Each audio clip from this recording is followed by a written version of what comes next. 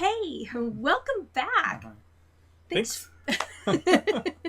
Thanks for all of those great Yeah, comments. for the first video. That was nice. It was interesting to get everybody's feedback and to see that you're implementing it and experimenting with it. That was really nice. Yeah, it was Really great cool. to hear all the success stories Yeah, already from just this one exercise. yeah, Already how much improvement yeah, it showed in your yeah. horse's canters. So, in the last video, and if you didn't watch it, go watch it. Okay? Mm-hmm. We introduced Marie. She's a fictitious character that represents a lot of the riders that we encounter. And we talked about her story, about a canter that was unbalanced and flat and on the forehand and running and difficult to ride, difficult to do anything with. And well, she wanted a canter, and maybe you do too, that is buoyant and bouncy and uphill and malleable, and you can turn any which way you want, and you can it's expressive and nice to watch and nice to ride. And you may identify with this story. In that video, that first video, we looked at why the transitions are key. We taught you an exercise which you can use to improve your transitions. And so if you haven't watch that video, go watch it because it's a really great exercise. And then in this video, we're moving on to issue number 2, the seat. Yeah, but first, I'm Thomas Ritter. And I'm Shanna Ritter. I've written a couple of books. The first one is Dressage Principles based on biomechanics. The other one is on long reining from the beginning through the levad, and I have a whole series of ebooks with exercises, gymnastic exercises that make your horse more supple, more balanced, and prepare for all kinds of dressage movements. And we run online courses. We have a new book about to come out on the flying changes, so stay tuned for that.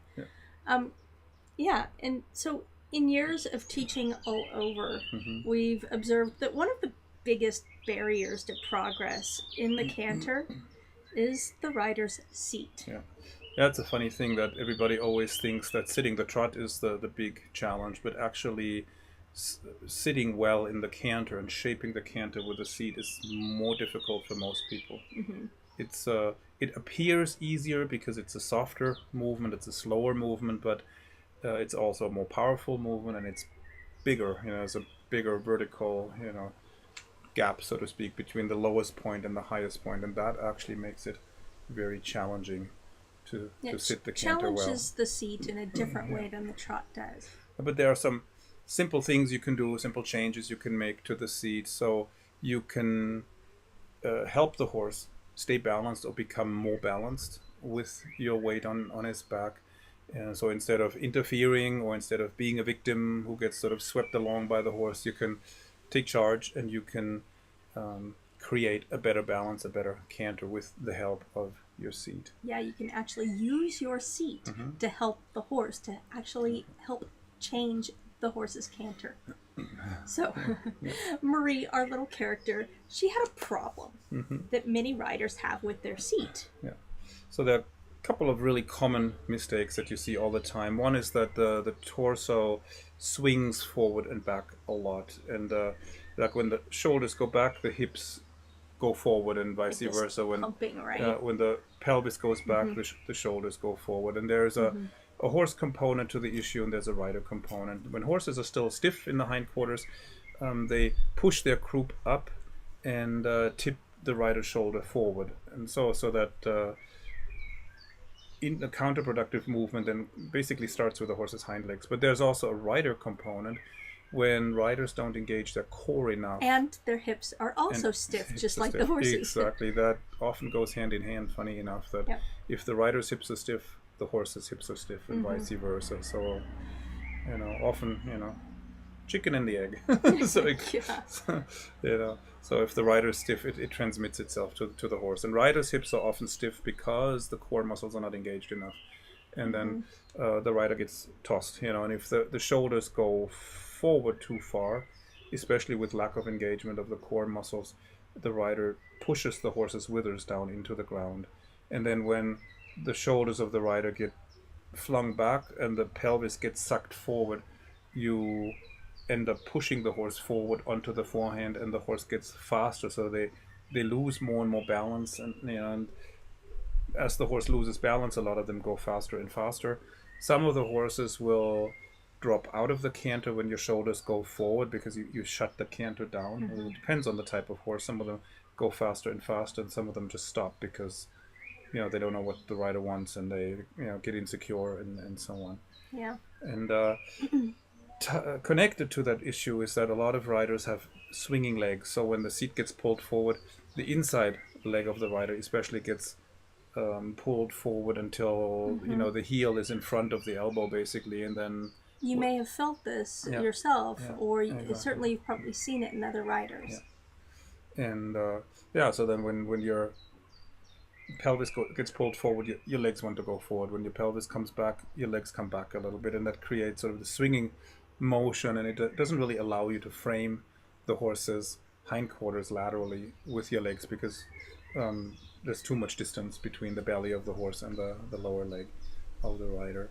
And the solution is to engage the core muscles more so that you create the stability you need there, so with a muscle ring around the lumbar spine, and that allows you to let go with your hips, your knees, your ankles. So when these muscles are doing their job, the hips can release, and they can do the job they need to do, which is to open and close the angle with each canter stride. So as the withers come up, the hip angle needs to open, and as the withers come down, they need to close. Right, exactly.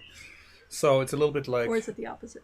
Doing squats. Well, when the withers come up, the joints open. When the withers come down, the joints close a little bit, right? So your seat goes up when the withers goes up, and your seat goes down when the withers go down. And your lower leg should ideally stay in the same place, which means in order to allow the horse's back to go up and down, you have to do little squats, right? Opening the joints when the horse's body goes up and closing them when the torso goes down.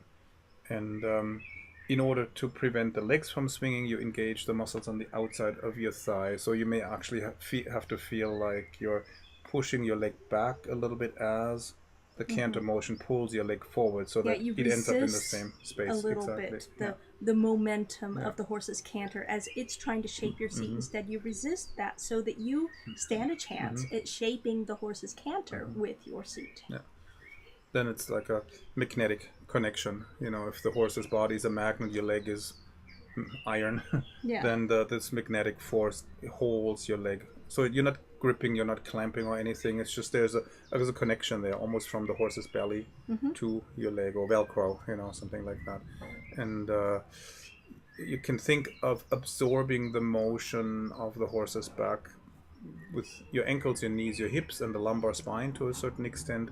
And by the time that motion reaches your lowest rib, it has to be completely absorbed. So your shoulders stay neutral, they just go up and down. So if you watch a good rider riding behind a barrier in the canter, you just see the upper body go up and down, and of course with that forward motion in it, with but there is very little. Yeah, exactly. There is no rocking forward, especially and back. once the horse is advanced. Yeah, quite exactly. advanced. Exactly. Yeah, of course. The FEI horses, it's easier with them, and then on a green horse who's cantering the first time, right? But as a goal, think of your body moving just like that, and not like that in the canter, because this destabilizes the horse and throws him on the forehand. It just perpetuates the horse's stiffness that he already has in his body, which is what we're trying to change. Yeah. And most horses' natural canter has too much of a forward component, so you feel your pelvis get pulled forward a little too far, but there's not enough upward component. So you could now think of redirecting the energy, so you're not following along in the horizontal forward movement as much, and instead you redirect it, so there's a slight resistance from the seat when your pelvis gets pulled forward, and then you semi-actively go up. So instead of just letting the horse lift you and you stay totally passive, you meet him halfway, you're lifting a little bit yourself. Exactly. And so that is a motion that has, it's a little similar to the rising trot in a way, right? Where you allow the horse to lift you up, but you accentuate the upward motion. Without actually posting yourself, exactly, without yeah. actually lifting out of the saddle a whole lot, maybe a tiny little bit, but it's that motion or that intention in your own body that creates this. And You're not standing in the stirrup and pushing up. You're Yeah. resting a little with on the inside of your knees, and take advantage of the momentum of the horse's canter stride, and just redirect it. And by engaging your core, you can increase the upward motion just a little bit, without really losing touch with the horse's back or with his saddle. Yeah. And some horses will, when they discover there's room between, above the back, between their back and your seat, they will lift the back a little more. Yeah, they need it. And you can encourage him to do that by driving a little bit then. Especially when the hind legs are in the air, you can drive a little so they jump more, and then you take that energy of that jump and you direct it up by making a little bit of room above the back. And then See, what happens with the flat, unbalanced canter, the rider feels like if they were to change anything, the horse would fall out of the canter. So the riders actually often contribute to the pushing. They push with their seat just to keep the horse going. And although the intention came from a good place, you're just trying to perpetuate the canter, you're trying to keep it going.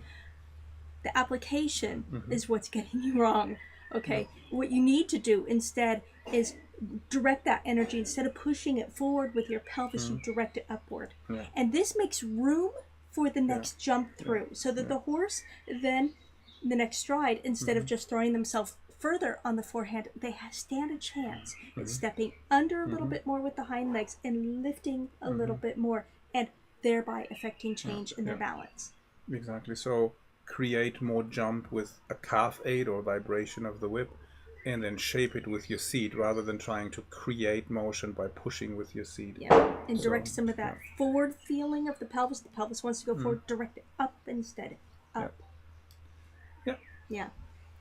So actually, let's go look at some video footage of a rider so you can see it at work, and that often helps. I'm a visual learner, as many of you probably are, so let's go look at that video footage. It's a student of ours from our courses, and she's volunteered to show her footage, and she has conquered these problems to a large extent already. So you can study a little bit what she does, and she rides a few movements in the canter, so that makes it interesting to watch. Yeah, let's go do that.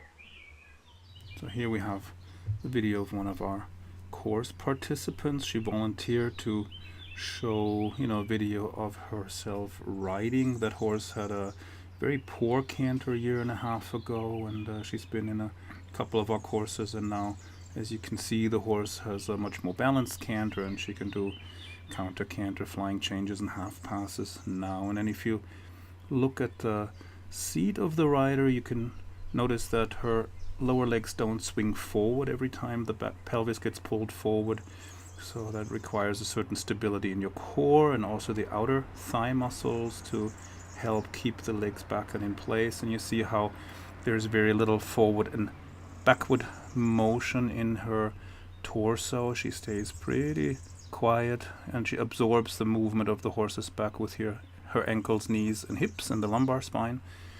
And you can see in moments when she lengthens the stride, the pelvis goes forward a little more, and then when she collects the strides, like here, she shortens the canter stride, and the forward-backward movement gets smaller, the up and down movement gets bigger. You can see how she engages her core here to shorten the canter strides in the volte.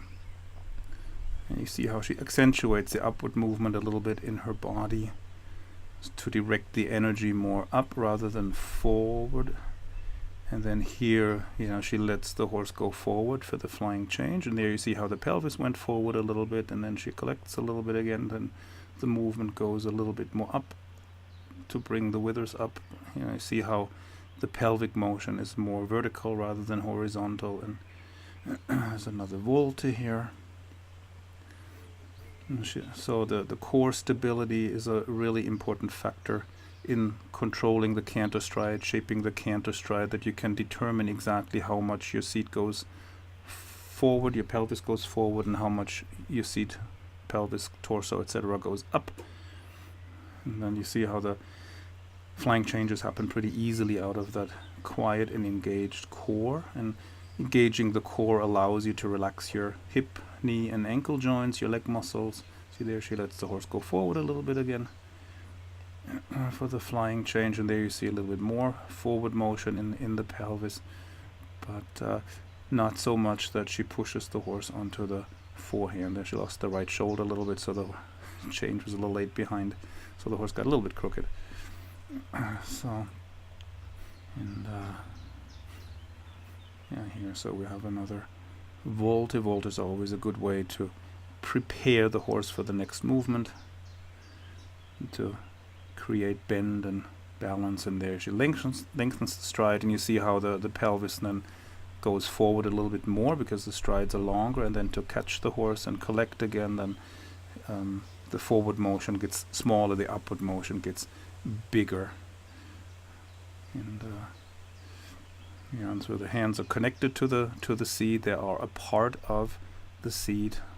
The hands, elbows are part of the pelvic area, not part of the shoulder, so to speak. So whatever half hold you give comes out of your seat. See there, she lets the horse stretch a little bit, and to see how the seat stays quiet, and she allows the horse to stretch forward, downward out of the seat, and lets the reins glide through her fingers. And then she's picked the reins up again. Horse is in a more uphill posture again, and so the main control comes from the core muscles. And here we have a series of flying changes. So you can see very well how the engaged core is really the centerpiece, and with the pelvic motion you can then direct the energy in the canter. You shape the canter stride by letting the energy go more forward or more up. The hands are a part of the seat, a part of the core, so to speak, and the legs in a sense are also a part of the seat. I always think of the legs as extensions of the seat bones that go straight down. They're a little bit like the roots of a tree or keel of a ship that gives the whole torso stability, just like the roots of a tree prevent the tree from getting blown over by the wind. And just stretching them down gives a lot of stability and a certain depth to the seat. So try maybe to implement some of these things when you're cantering. Try to observe whether you're going forward and back a lot with your hips and shoulders. Try to observe if you can change the motion of your body, like reduce the forward movement, increase the upward movement in the pelvis. Try to keep your shoulders as quiet and neutral as possible, and just absorb the motion of the horse's back below your lowest rib, right before the lowest thoracic vertebra, and that gives the seat more quietness, more steadiness, and it gives you more influence. Think of sitting on the hindquarters essentially, and think of allowing the withers to rise underneath you so that the horse lifts the withers and canters uphill. So maybe you can experiment with some of these things, and let us know what you discovered. Let us know how it worked for you. We're looking forward to getting your feedback. In the next video, we'll move on to the third issue that Marie and many others, maybe yourself as well, have in the canter. That's that they're essentially riding big lines, whole school, 20-meter circle, which is the hardest thing you can do. You know, if you want to create a good canter, canter transition, exactly, that's the most difficult thing, paradoxically enough. But if you learn to use exercises and strategies, then you can help the horse and yourself. The line that you're riding, or a series of little exercises, lateral movements, turns, etc., can help the horse find the optimal balance for the up transition. And then you get a more uphill canter depart around a canter, more balanced, so they just have to maintain that canter rather than having to create it from a bad canter depart. Yeah, certain exercises can change the horse's balance in different ways, and so we're going to dive into that in the next video. But first, go download the PDF that goes with this video. It's down below. It outlines the use of the seat, including tips about the timing of the aids, which is a big question a lot of people often have. So go get that PDF and then go try out some of these tips with your horse and comment below. Report back. Tell us what findings you have, what discoveries you have, what you're able to do with it, and have fun with this. And then, let us know what you observe, what issues come up, or what issues you can solve maybe with the information that you find in the PDF and the video. And then I'm curious to read your reports, and we'll see you in the next video. See you there. Bye. Bye.